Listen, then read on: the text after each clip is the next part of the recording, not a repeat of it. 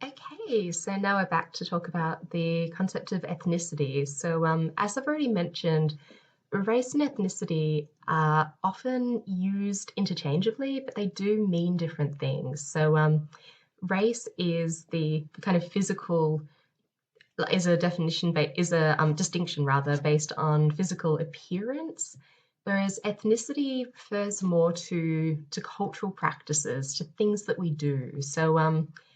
Ethnicity generally refers to the cultural practices and kind of more general outlook of a given community of people and the ways in which these practices set them apart from others. Ethnicity is very, very relational. It is, ethnic identity is defined in relation to both what it is and what it is not compared to other kind of ethnic groups. While the concept of ethnicity or the idea of ethnicity is generally attributed or associated with minority groups, we have the term ethnic minority.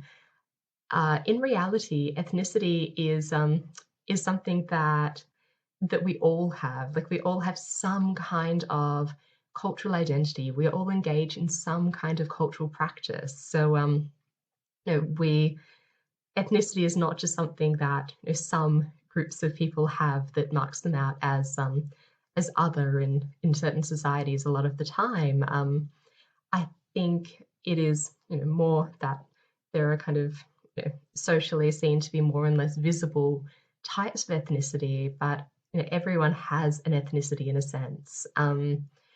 And again, ethnicity is incredibly relational and it can change over time. Ethnic identities and practices can change a lot over time. They can shift according to political, cultural, and social forces. And I think it's important to keep in mind that that ethnicity is, again, going back to the notion of ethnicity as something that you do, a practice, it's something that we can think of as performative, something that we kind of act out, and that's generally in kind of opposition or distinction to other ethnicities.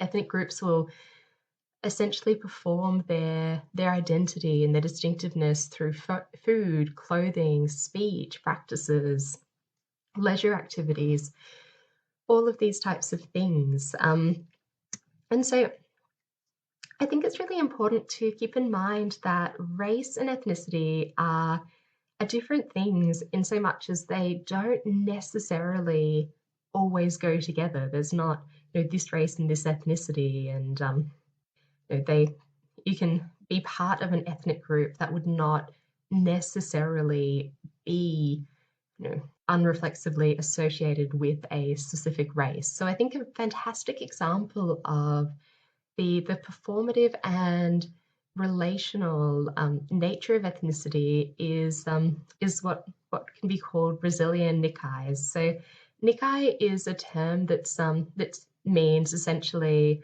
a Japanese immigrant living outside of Japan. If someone leaves Japan, goes to another country, the the Nikkei is like the Japanese diaspora, and so I think a really interesting example of kind of changes in ethnic identity and hybrid ethnic identities is population of Japanese kind of immigrants living in Brazil, and you may not know that the largest Japanese kind of immigrant population, or the largest population of Japanese descent people living outside of Japan, is in Brazil.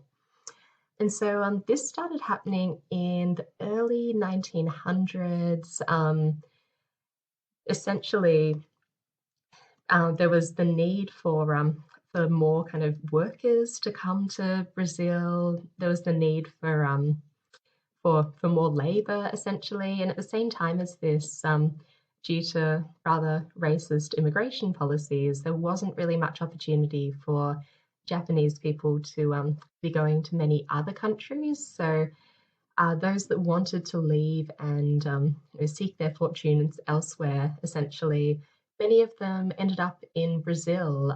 They were often doing kind of manual labor type jobs, and so this was not necessarily an easy immigration experience for the Japanese, the Nikkais that ended up in Brazil. I won't really go into it too much because it's not really the focus of what we're looking at today. But if this is something that interests you, I really recommend looking into it because it's a really, really interesting part of history.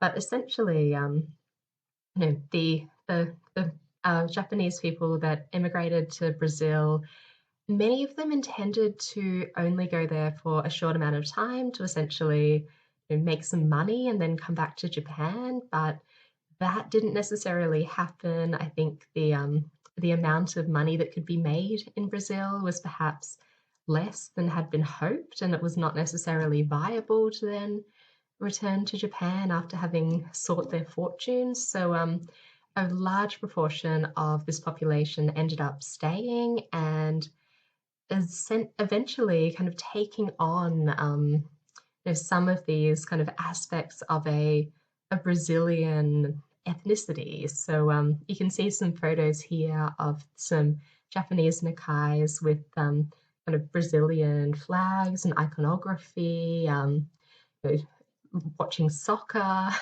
a very Brazilian pursuit. And very interestingly, in around the 1980s, the economy in Japan was really taking off, and there was suddenly a lot of work in manufacturing in Japan, especially factory work. And so Japan needed more people to come and work, and they gave priority to members of to Nikkais, members of this kind of international Japanese diaspora. So they would prefer to have these Nikkais come back to Japan, even if they had lived, even if they were born in another country and, were maybe second or third generation, Brazilian. And so, yes, in the 1980s, some of these Brazilian Nikkais went back to Japan to start doing this kind of factory work. And the assumption was that, on the part of the Japanese government, the assumption was that they would assimilate rather easily because, after all, they are Japanese. But that was not necessarily the case. So these kind of Brazilian Japanese Nikkais who came back to Japan still kept huge amounts of their kind of Brazilian ethnicity. So they, wanted to be cooking outside and barbecuing as you would in Brazil, and they held a like carnival and were interested in like samba dancing and spoke Portuguese. And so they were performing essentially this ethnic identity that wasn't necessarily expected and didn't necessarily mesh very well with the Japanese context that they had come to. It wasn't really seen as normal or acceptable to be cooking, like barbecuing food outside and having kind of loud house parties and playing like loud music. And yeah, so I think the most interesting thing about this particular case in point, which I think as well speaks a bit to some of the concepts that I'll cover when we get to the theorists of race and ethnicity, is the way that this particular population didn't necessarily exactly fit in either Brazil or Japan. So in Brazil, they were never viewed as exactly having assimilated. They were always seen as kind of slightly other. And then equally, when members of this diaspora came back to or went to Japan, they were kind of performing this certain like very like Brazilian ethnic identity that perhaps they weren't as engaged in performing when they were in Brazil. So maybe those that didn't take part in something like Carnival when they lived in Brazil, suddenly wanted to do so when they were in Japan because this was part of their identity. And as I've been saying, ethnicity is not just something that we kind of perform in a vacuum. We perform it as a way of illustrating or kind of performing difference and demonstrating our identity as something that is you know different than this identity or that other identity. It's something very relational. So I think this is a quite an interesting example, and I encourage you to look into it if you're interested. There's some great academic work that's been done on the kind of Brazilian Nikkei identity. So if we're trying to understand, again, coming back to the concept of racism and ethnic tensions and drawing from some of the sociological work that we've covered so far in this course, and we're trying to understand why do we have kind of persistent racism? What is the origin of the tensions between ethnic groups?